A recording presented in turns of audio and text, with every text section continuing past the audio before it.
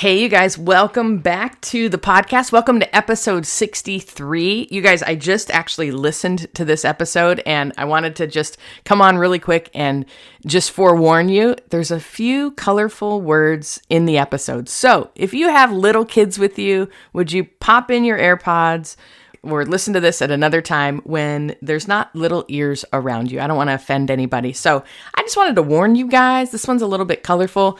It's nothing horrible or anything like that. But if you have little kids, I don't want to traumatize any little kids and I don't want to offend anybody. This episode I actually recorded on my sobriety birthday a couple of days ago.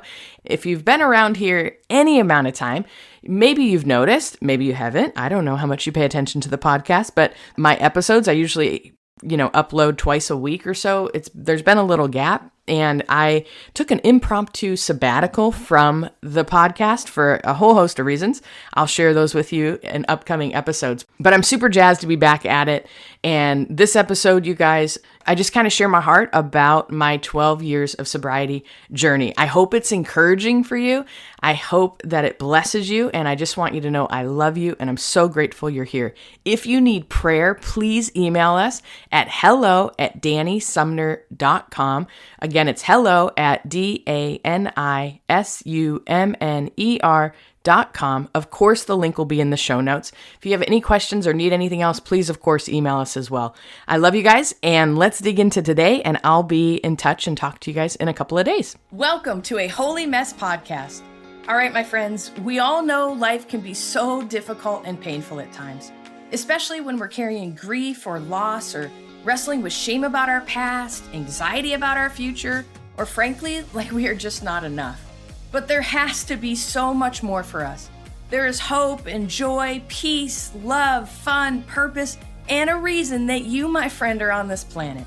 Let's partner with God so you can be who He created you to be as you wrestle through and trudge through your mess.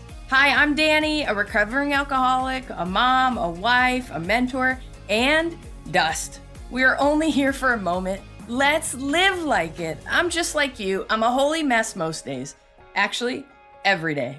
Let's have some fun and laugh while trudging through our mess. This stuff doesn't need to be dry and boring. Let's dig in.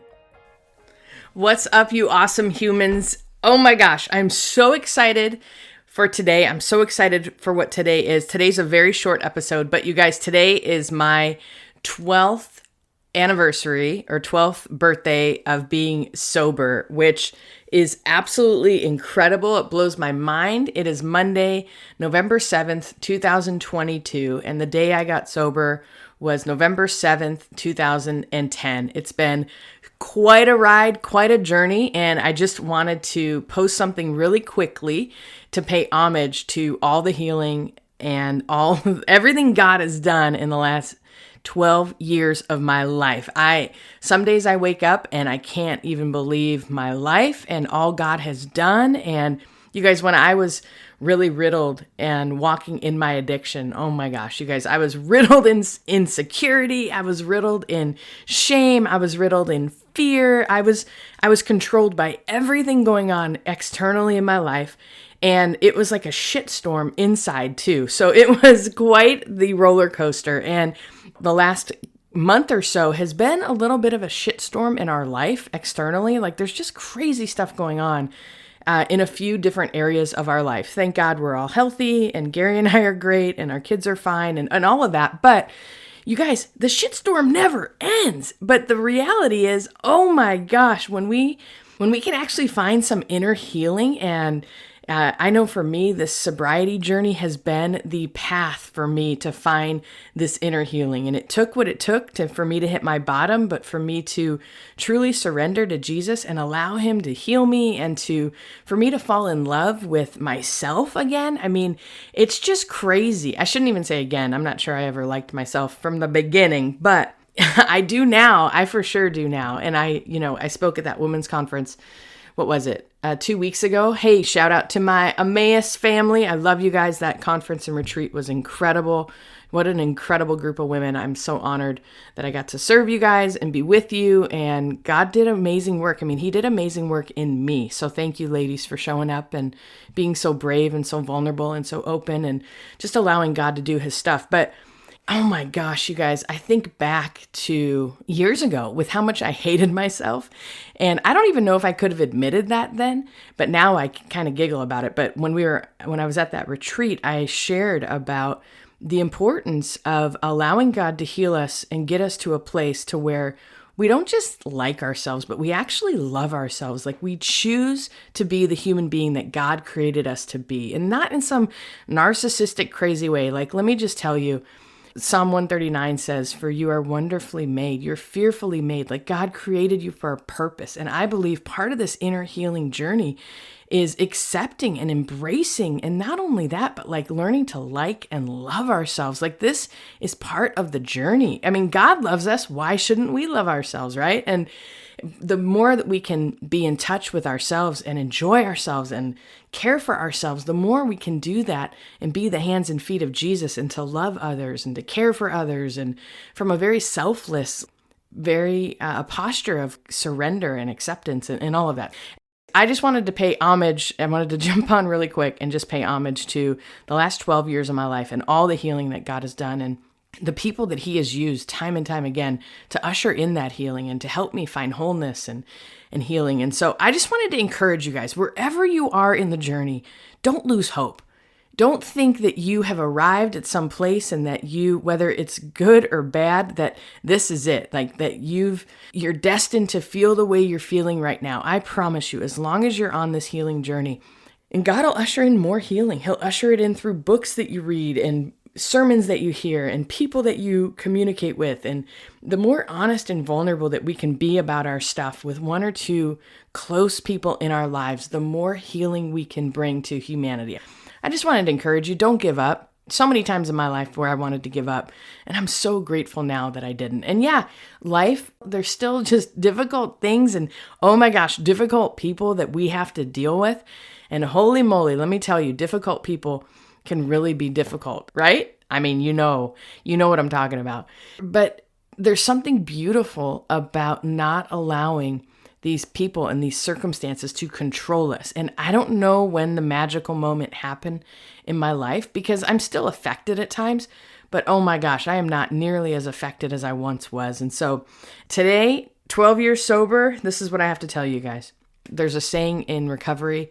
They say, don't leave before the miracle happens. And I want to say to you, my friend, don't leave before the miracle happens. Don't give up on hope. Don't give up on more healing.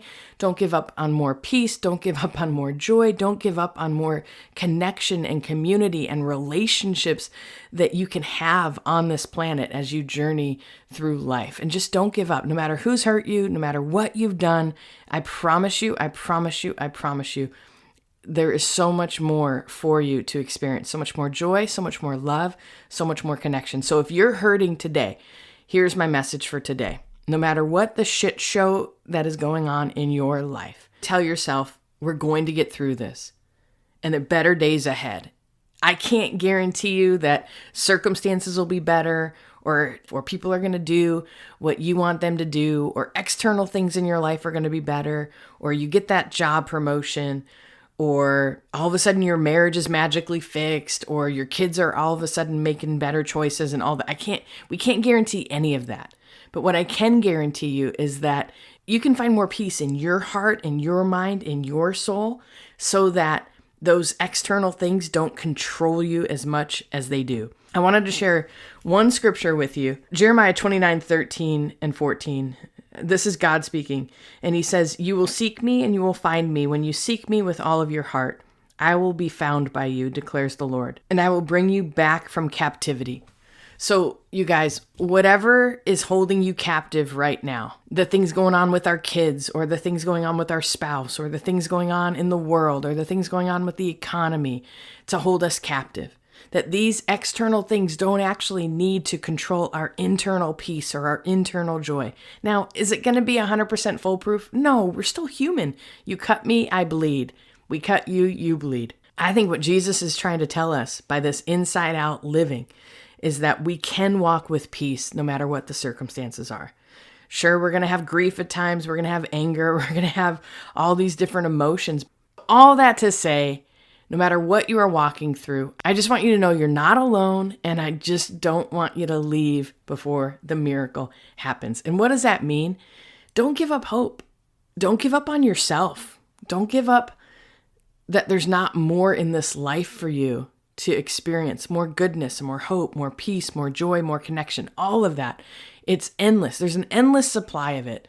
I know there's not an endless supply of peace outside of us. I know that circumstances, more than likely, always going to be difficult externally. But that doesn't mean we need to live so riddled by it all. We don't need to live so riddled with self-doubt or self-loathing or anxiety or fear or any of that. Like that's what I'm after. All of these tools, all of these tips, all of these tricks, all of these experiences that I'm trying to impart in you guys are ways for us all to live more peace-filled, joy-filled, purpose-filled life. I read yesterday, it was brilliant. There's this guy named Ed Milet. He's a business strategist, business guy. Anyways, great guy. But he said, live by the 5x5 rule. And basically what the 5x5 rule is, when something happens or something affects you in life, if it's not going to have an effect on you in 5 years from now, don't give it more than 5 minutes of your time. It's really easy to say, it's really hard to do, but I think it's a great concept to live by. So yeah, God forbid you lose someone close to you, you're probably still going to be affected by that 5 years from now. So you definitely get to give it more than 5 minutes of your day or 5 minutes of your time to struggle with.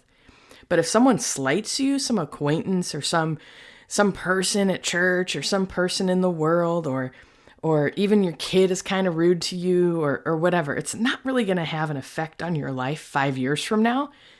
And if it doesn't, don't give it more than 5 minutes of your time today.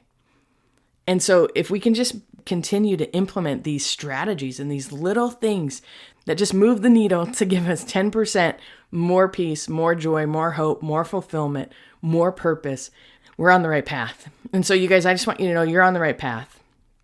You're showing up, you're doing the best you can with what you have. Find a ton of grace for yourself no matter where you are. And if you find yourself, off and riddled with addiction issues, get some help. You're not alone. You don't have to be so controlled by whatever is your addiction right now. And if you've got a loved one off in addiction, let me just tell you from experience, you can't save them. You are not meant to save them. Pray for them, love them, but as much as you can, take care of your heart, mind, and soul, because when they actually wake up from their stupor of addiction, they're going to need you. But not until they wake up. And you can't wake someone up out of it. I'm telling you right now, they've got to make the choice. I love you guys. I am so excited to be here with you today. I'm so excited to be 12 years sober. Anyways, I was driving my kids to school this morning and I got to share and just thank them for being on the journey with me. And it's been a family journey. I mean, this has not been, in the beginning especially, it wasn't the easiest of things. And thank God they were young. I'm really blessed that they were young. And thank God that I have an awesome husband who really stepped up and took care of our kids and just all of that, like just incredible. But it's been a journey. Oh my gosh. And I told them it's not about just putting down the drink. It's not about just not medicating with whatever my addiction was, whether it be alcohol or Vicodin or whatever, right? And you guys have probably heard my story if you've listened to this podcast anytime at all, but I could medicate with anything, right? Like spending, business stuff. Like I just was an overconsumer of anything I could get my hands on. But the reality is it's one thing to get sober. It's another thing to live in sobriety. And I believe living in sobriety is living not so controlled by this world, but having serenity and hope and peace and joy and all of that. And is it 100% of the time? No. Is it perfect? Absolutely not. This is a one day at a time journey for me. This is not like, oh, I was, somebody prayed over me and I was delivered of this thing. I don't think it works like that for addiction. I just don't think it does. I'm way farther away from it now. I still will, God willing, never touch the stuff because I don't trust myself with it.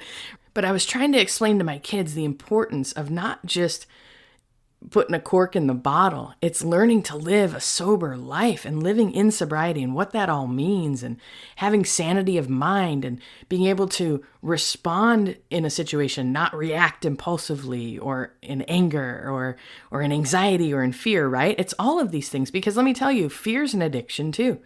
I could really spin off in fear and feed that and go off on a tangent in fear or in anxiety or, any of that stuff. It's not just substances that we get addicted to.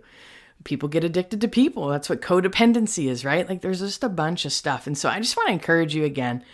It's okay no matter what you're struggling with, but there's more hope, and don't quit before the miracle happens. All right. I love you guys. Hello, my friend. If this episode blessed you, made you laugh, or triggered you, hey, that's growth. Please do me a favor and share this with a friend. And if you feel led, please leave a written review for the show. That really helps us out. Don't forget you are in good company if you're feeling more broken than you'd like to admit. And you are more loved than you can ever imagine. Have a great week. See you next time.